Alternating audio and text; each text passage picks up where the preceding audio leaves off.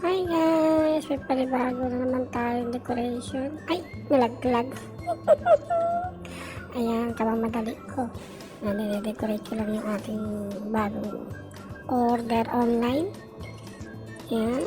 Nire-ready ko na yung foam. Tinitapan ko lang para sa safety niya. Ayan ang ilalagay natin sa ibabaw ng base. Nilalagyan ko lang din ng tape yung base para mas safety yung ating ilalagay na foam sa ibabaw. Kasi ilalagyan ko siya ng glue. Yan. Glue stick yan. May glue dyan ako yung nilalagay. Yan. Tapos, pagkatapos ko pa siyang lagyan, for safety purposes, ititape ko pa ulit siya. Ayan, para hindi siya malaglag mamaya. Kasi pag sobrang dami na ng flower na nilalagay mo, kailangan mo ng safety para hindi ka masiraan. Yan, start na tayo mag assemble ng centerpiece. Kasi pang centerpiece to eh. Kasi yung flower niya round. Lahat yan, buong side niya mayroong rose. May mga bulaklak. Hindi siya one piece. Round lahat siya buo. Hanggang sa likod mayroong makikita kayo mga roses. Hindi katulad pag one piece, half lang. Yung sa harap lang makikita yung may puro flower. Tapos sa likod puro greens na puro dahon na lang. Pero sa atin nga yung gagawin natin decoration niya yun. Pabilog talaga siya. Lahat ng side niya may roses, may mga flower. Ito na tayo. Tusukin natin ng tusukin to na matapos tayo. Lahat ng klase ng flower na ilagay ko na yata dito.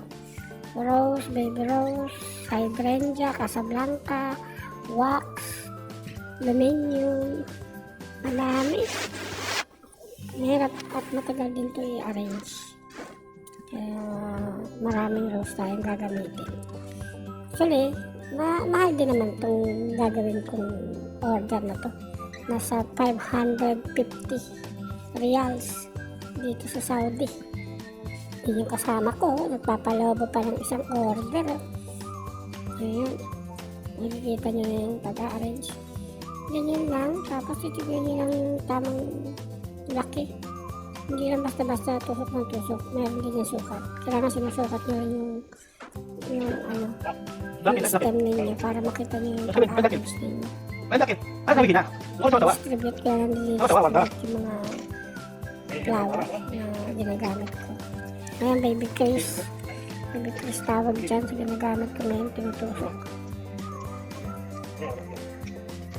Ayan ba? Yung mga baby rose. Yung mga baby rose na gamit ko.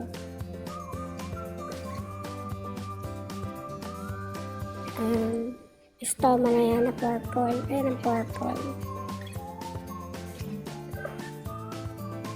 Stoma.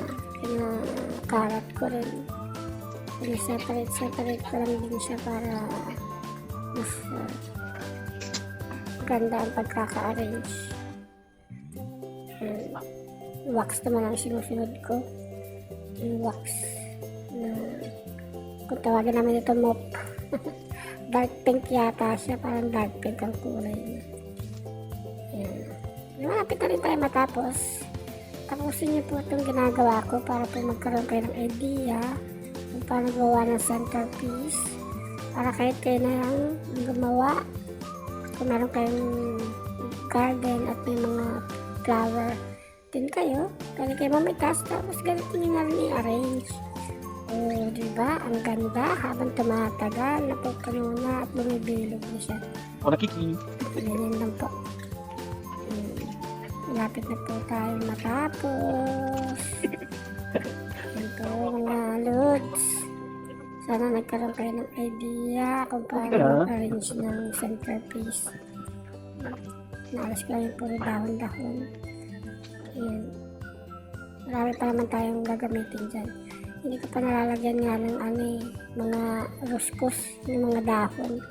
Saka yung mga aluminium. Mga pan-decoration yun eh. Mas maganda siyang tignan. Ayan na yung dahon, yung ruscos kung tawagin. Yan, kinakalat din yan. Nilalagay din yan sa pag-design. Ayan. Diba? Habang tumatagal yung pag-design natin, lalo siyang gumaganda. Lalo lumalaki. Diba? Kaya, sana may natutunan kayo sa panonood ninyo. Ayan na, yung aluminium na puti. May gagamit pa rin ako isang kulay na aluminium na purple. Kasi mas maganda rin siyang combination ng pink sa purple and white. Mas maganda yung kulay niya. Ayan. Ayan, linis-linis muna. Sobrang dumi. At ang dami ko na kasing ginamit ng mga flower. Ayan. Ayan sinasabi ko yung purple na aluminium. Paras lang sila ng white na nilagay ko nung una. Iba-iba kasing kulay niya. May pink din, may red din. Kaya natapos na tayo sa pag-decorate yan. Lalagyan na natin yung mga masinjana, kung tawagin nila yan, masinjana. Pang cover lang natin yan sa foam para hindi makita. Yan ang pang cover up dyan. Yan, bibilog lang natin. Tignan din ninyo yung lapad ng masinjana. Salamat po!